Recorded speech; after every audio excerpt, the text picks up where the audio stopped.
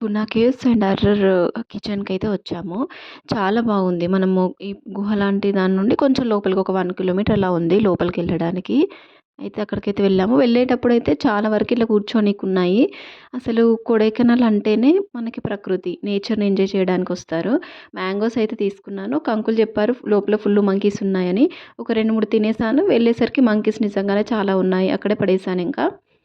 అయితే చాలా బావుంది. నేచర్‌కి చాలా దగ్గరగా ఉన్నాం మనం ప్రెజెంట్ అయితే.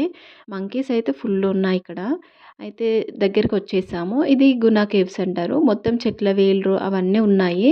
అక్కడక్కడ కేవ్స్ ఉన్నాయి. లోపలికైతే మరీ లోపలికి పైనకొకటి ఇల్లులాగా ఉంది. అక్కడికి అలో చేయలేదు. ఎందుకంటే ఆహ్, సూసైడ్ లాంటివి జరిగాయి ఇంతకుముందుకని చెప్పేసి లోపలికైతే అలో చేయలేదు. కానీ చాలా బావుంది. ఫుల్లు పబ్లిక్ అయితే వచ్చారిక్కడికి. అంటే మనలాగానే చూడనీకైతే చాలామందొచ్చారు. తెలుగు వాళ్ళైతే కనిపించలేదు.